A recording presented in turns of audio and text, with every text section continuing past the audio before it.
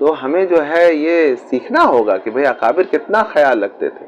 مولانا رشید احمد گنگوئی رحمۃ اللہ سے کسی نے پوچھا کہ بھئی مسائل میں تو حاجی صاحب آپ سے پوچھا کرتے ہیں، تو ظاہر ہے لگتا ہے کہ آپ ہی بڑے ہیں، پیر تو وہ ہیں۔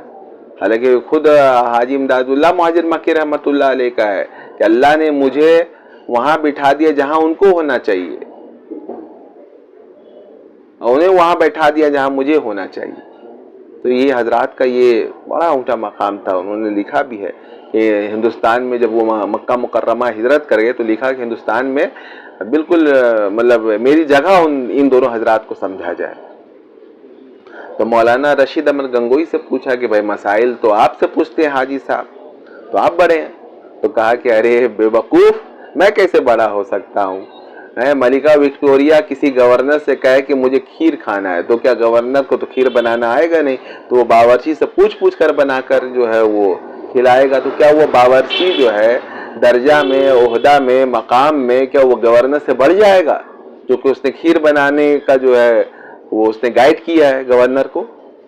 کہا نہیں۔ تو کہا بھائی میری بس مثال اس باورچی کی سی ہے۔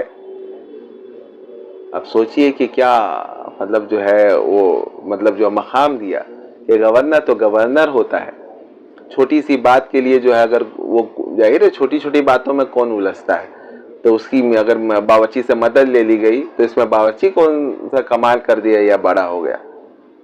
کہ کیا دیکھیے کہ ان حضرات کے جو ہیں الفاظ ادب کے تھے اور کیسے اندر۔ تو اصل چیز جو ہے نا کہ محبت ہونی چاہیے، اکابر سے محبت ہو، بزرگوں سے محبت ہو تو ادب خود بخود آ جاتا ہے۔ صحابہ کرام کو نبی کریم سے بے انتہا محبت تھی، تو ادب و تعظیم جو ہے